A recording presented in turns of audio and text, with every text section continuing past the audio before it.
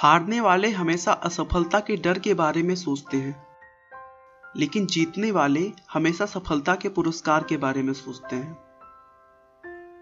दोस्तों, मैं आज आपको Alibaba.com के फाउंडर और इस समय चीन के सबसे धनी व्यक्ति जैक मा की सफलता की कहानी के बारे में बताने जा रहा हूं। जैक मा विश्व के सबसे सफल एंटरप्रेन्योर में से एक हैं। उनकी कुल संपत्ति $20 बिलियन आंकी गई है। दोस्तों, जैक ने यह सफलता इतनी आसानी से नहीं पाया है। उनके संघर्षों को अगर आप जानेंगे तो आश्चर्य करेंगे कि इतनी असफलताओं के बाद भी कोई आदमी कैसे आगे बढ़ते रहने की सोच सकता है। जैक मा का जन्म 10 सितंबर 1964 को चीन के एक छोटे से गांव में हुआ था। जब वे 13 साल के थे तभी उन्होंने इंग्लिश सीखनी शुरू कर दी थी। ऐसा चीन में बहुत ही कम लोग करते थे, क्योंकि उस समय चीन की प्रमुख भाषा चीनी थी और इंग्लिश सीखना जरूरी नहीं माना जाता था। इंग्लिश सीखने के लिए उन्होंने किसी शिक्षक का सहारा नहीं लिया था, बल्कि वे टूरिस्ट गाइड बन गए थे और टूरिस्टों को घुमाने के दौरान वो उनसे इंग्लिश में बातें करने की कोशिश किया करते थे। उन्होंने यह काम करीब 9 साल तक किया, जिससे उन्हें इंग्लिश का अच्छा नॉलेज हो गया था। दोस्तों, जैक मा का वास्तविक नाम मा यून है। इन विदेशियों को गाइड करते करते एक विदेशी व्यक्ति से उनकी गहरी मित्रता हो गई, जो उन्हें पत्र लिखा करता था, और उसी विदेशी मित्र ने उन्हें जैक नाम दिया, क्योंकि चीनी में उनका नाम बोलना और लिखना बहुत ही कठिन था। तब से मा यून को जैक के नाम से ही जाना जाता है। जैक का पढ़ाई में बिल्कुल भी मन नहीं लगता था। इसी वजह से वो 4th क्लास में 2 बार और 8th में 3 बार फेल हो गए। कैसे भी करके ये सभी एग्जाम्स पास की तो ग्रेजुएशन के एंट्रेंस एग्जाम में उन्हें 5 बार असफलताएं मिली। उसके बाद जैक ने एक बहुत ही खराब माना जाने वाला इंस्टीट्यूट में दाखिला ले लिया, जहां से 1988 में उन्होंने अंग्रेजी में ग्रेजुएशन की एग्जाम पास की। जैक मा के कैरियर की शुरुआत भी बहुत ही असफलताओं से भरा हुआ था। उन्होंने 30 अलग अलग जगहों पर नौकरी के लिए आवेदन किए, लेकिन हर बार उन्हें निराशा ही हाथ लगी। इसी बीच वो एक बार KFC में भी नौकरी के लिए गए। उस समय KFC चीन में पहली बार आया था। इस नौकरी के लिए 24 लोगों ने आवेदन किया था, जिसमें से 23 लोग सेलेक्ट हो गए, लेकिन एकमात्र जैक का चयन नहीं हुआ। शुरू से ही इंग्लिश अच्छी होने के कारण बाद में उन्हें एक कॉलेज में एज अ लेक्चरर रख लिया गया। उसके बाद उन्होंने कुछ दिनों तक ट्रांसलेटर का काम किया। 1995 की शुरुआत में वो अपने दोस्त से मिलने अमेरिका गए, जहां उन्होंने पहली बार इंटरनेट देखा। जैक मा ने इससे पहले कभी भी इंटरनेट नहीं चलाया था।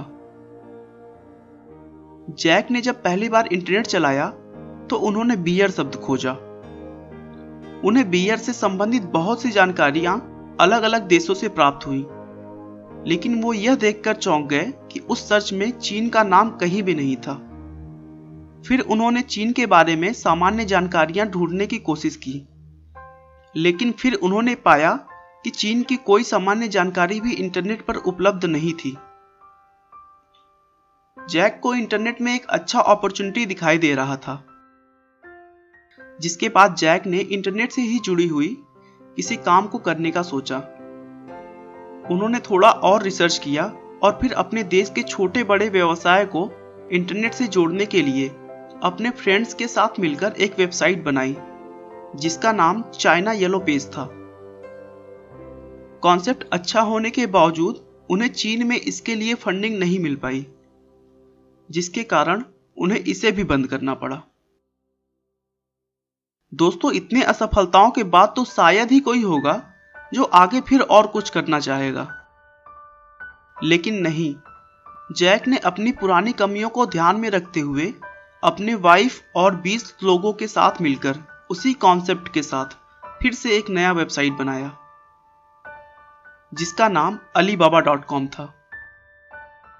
इसमें भी उन्हें शुरुआत में थोड़ी सी प्रॉब्लम फेस करनी पड़ी, लेकिन फिर सॉफ्ट बैंक के एक बड़े निवेश के साथ इस कंपनी ने कभी भी पीछे मुड़कर नहीं देखा और देखते ही देखते दुनिया की सबसे बड़ी ई कॉमर्स कंपनी ईबे को अगले 4 सालों के अंदर ही अंदर अपने देश से बाहर का रास्ता दिखा दिया।